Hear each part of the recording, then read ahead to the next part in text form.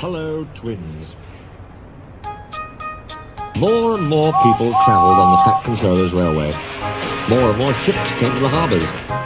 Everyone had to work very hard indeed. The trucks complained bitterly, but then trucks always do, and no one takes much notice. The coaches complained too. No sooner had they arrived with one train than they had to go out again with fresh passengers as another. We don't know whether we're coming or going, they protested. We feel quite distracted. No one can say, grumbled Henry, that we're afraid of hard work, but we draw the line at goods trains, finished Gordon. Dirty trucks, dirty sidings, ugh, put in James. What are you boilerating about? Asked Duck. I remember on the Great Western, that tin pot railway. Tin pot indeed. Let me tell you. Silence, ordered a well-known voice. Let me tell you. An engine for goods work will arrive from Scotland tomorrow. The news was received with acclamation.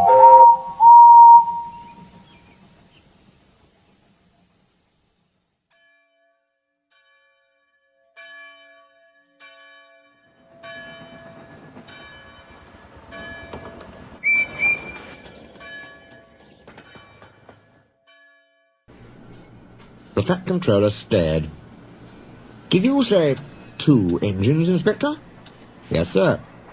Then send the other back at once. Certainly, sir. But which? The Fat Controller stared again.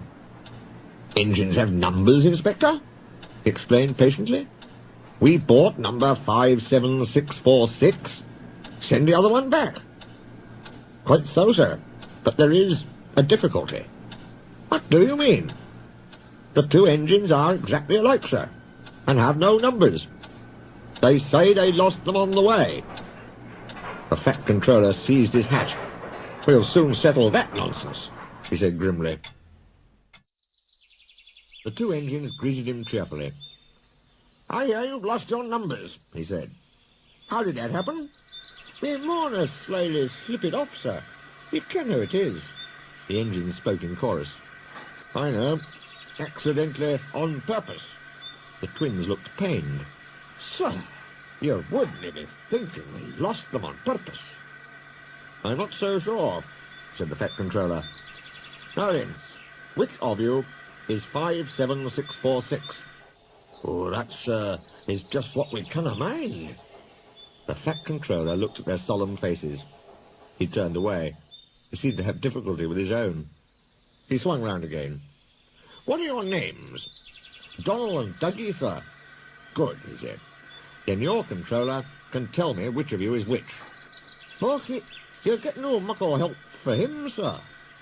Why? He didn't ken our names, sir. How could he? We only given ourselves names when we lost our numbers. One of you, said the Fat Controller, is playing truant. I shall find him out and send him home. Inspector, he ordered, give these engines numbers and set them to work. He walked sternly away.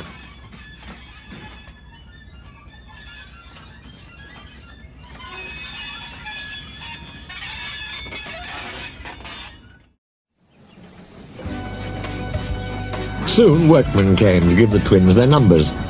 Donald was 9 and Douglas 10. When the men went away, they were left alone in the shed. You may have noticed, Dougie, that yon painters forgot something. What did they forget? They painted braw new numbers on our tenders, but they put none on us. Donald winked broadly at his twin. You mean, grinned Douglas, that we can... Just that, chuckled Donald. Who'd you wished? Here's the inspector. No 9 and 10, smiled the inspector. Here's Duck. He'll show you round before you start work.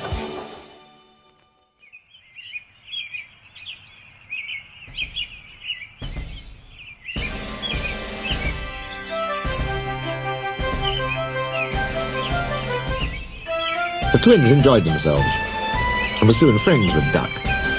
They didn't mind what they did. They tackled goods trains and coaches easily. For once the twins had shunted them, trucks knew better than to try any tricks.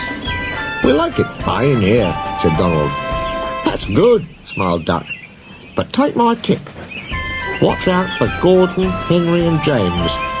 They're sure to try some nonsense. Get a fash yourself, chuckled Douglas. We'll soon settle them. Donald and Douglas had deep-toned whistles. They sound like buses, said Gordon. Or ships, sniggered Henry. Tugboat Annie, laughed Gordon. Ha, ha, ha. Donald and Douglas cruised quietly up, one on each side. You wouldn't be making fun of us, would you now? Asked Donald. Gordon and Henry jumped. They glanced nervously from side to side. No, said Gordon. No, certainly not, said Henry. That's fine, said Douglas. You just mind the both of you, and keep it that way. That was the way Gordon and Henry kept it. Every day, punctually at 3:30, Gordon steams in with the express. It is called the Wild Nor'Wester, and is full of people from England, Wales and Scotland. There is also a special coach for passengers travelling to places on Thomas's branch line. When the other coaches are taken away empty, engines have to remember to shunt the special coach to the bay platform. It doesn't wait there long. Thomas, with Annie and Clarabelle, comes hurrying from the junction to fetch it. Thomas is very proud of his special coach.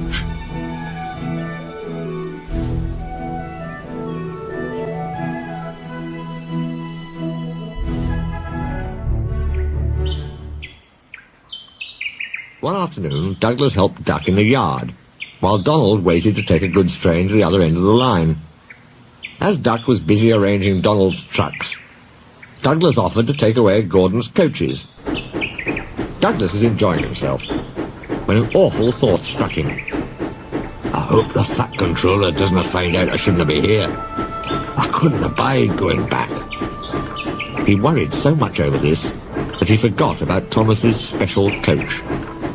He pushed it with the others into the carriage siding, then ambled along to join Donald at the water column. As he went, Thomas scampered by, whistling cheerfully. Soon Thomas came fussing. Where's my coach? Coach? Asked Donald. What coach? My special coach that Gordon brings for me. It's gone. I must find it. He bustled away. Lost sakes, said Douglas. I'm on stowed the special coach with the others. You see that? Exclaimed Donald's driver. A mob of angry passengers erupted from the siding. They're complaining to the fat controller. He'll be coming here next. Now listen, said Douglas's driver. We'll change tenders. Then I'll wire with ye, Donald, and take yon goods. Do not flash about us.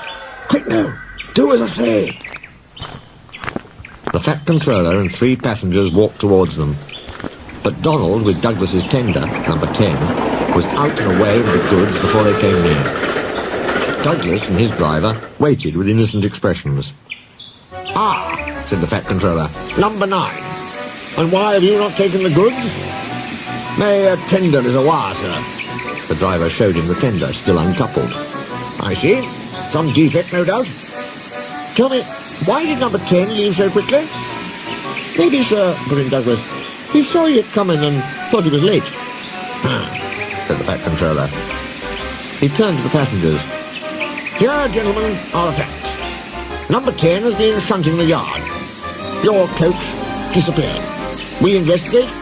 Number 10, disappears too. You can draw your conclusions. Please accept my apologies. The matter will be investigated. Good afternoon, gentlemen. The fat controller watched them till they climbed the station ramp. His shoulders twitched. He wiped his eyes. Douglas wondered if he was crying. He wasn't. He swung round suddenly. Douglas, he rapped. Why are you masquerading with Donald's tender?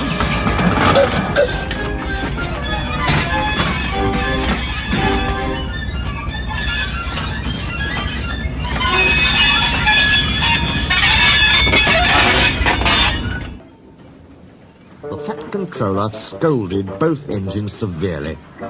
There must be no more tricks, he said. I shall be watching you both. I have to decide which of you is to stay.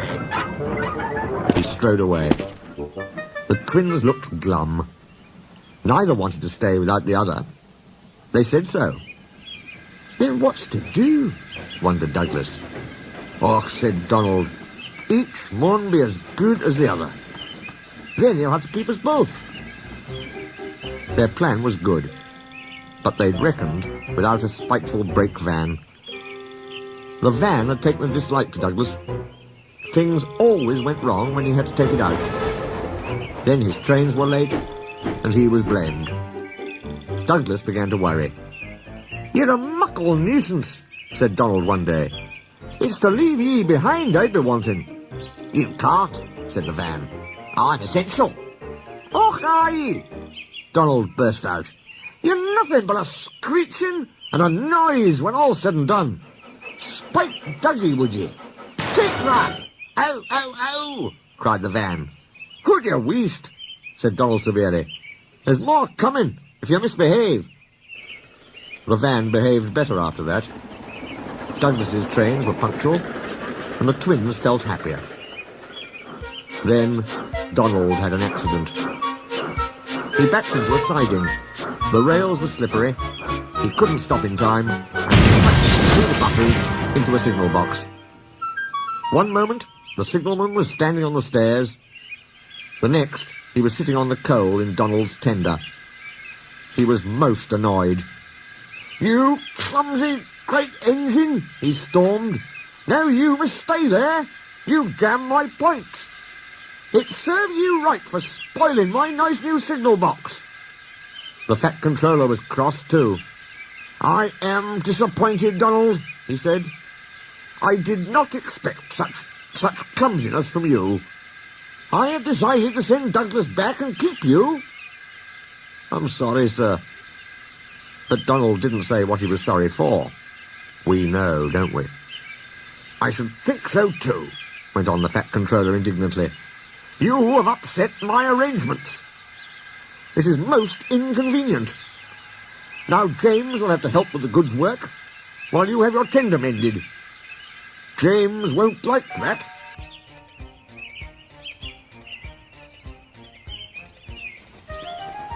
The fat controller was right. James grumbled dreadfully.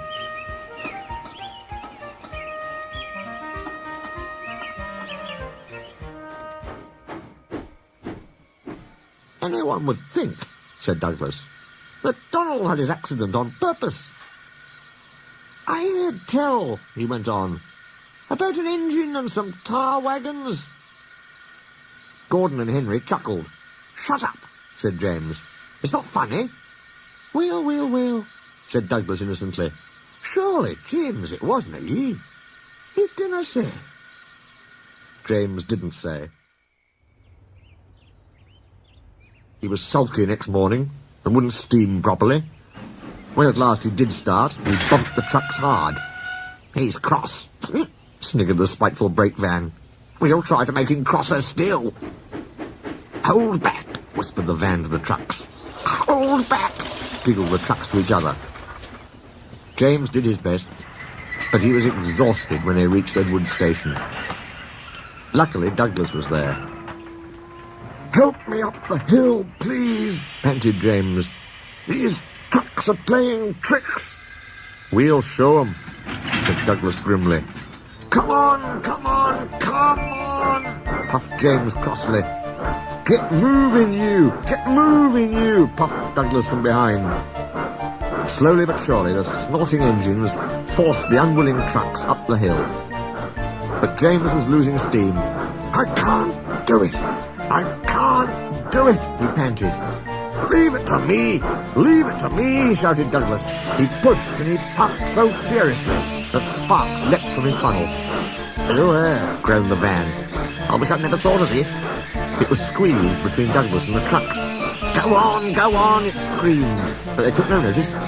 The guard was anxious. Go steady, he yelled to Douglas. The van's breaking. It was too late. The guard jumped as the van collapsed. He landed safely on the side of the line. I might have known it would be Douglas. I'm sorry, sir. Maybe I was clumsy, but I wouldn't have been beaten by yon tricksy van. I see, said the fat controller. Edward brought workmen to clear the mess. "Douglas was grand, sir," he said. "James had no steam left, but Douglas worked hard enough for 3. I heard him from my yard." "2 would have been enough," said the Fat Controller dryly. "I want to be fair, Douglas," he went on. "I admire your determination, but I don't know. I really don't know." He turned and walked thoughtfully away.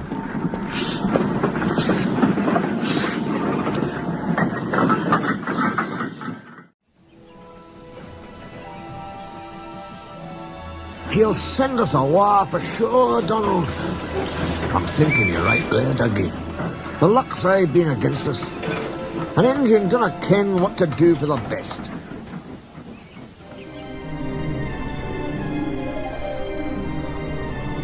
Snow came early that year. It was heavier than usual. It stayed, too, and choked the lines. Most engines hate snow. Donald and Douglas were used to it. They knew what to do. Their drivers spoke to the inspector, and they were soon coupled back to back with a van between their tenders. Then, each with a snowplough on their fronts, they set to work. They puffed busily backwards and forwards, patrolling the line. Generally, the snow slipped away easily, but sometimes they found deeper drifts. Then they would charge them again and again, snorting, slipping, puffing, panting, till they had forced their way through.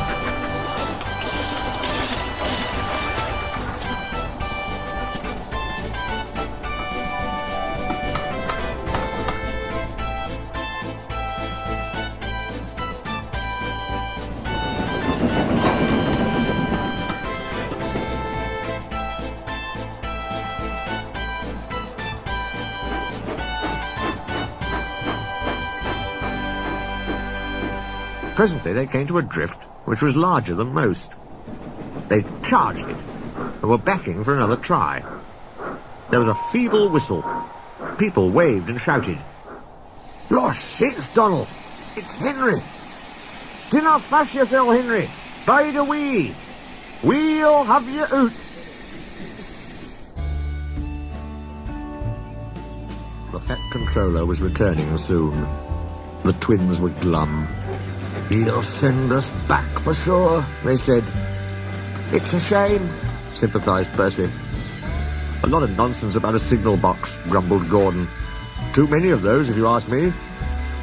"That brake van, too," put in James. "Good riddance, that's what I say." "They were splendid in the snow," added Henry. "It isn't fair."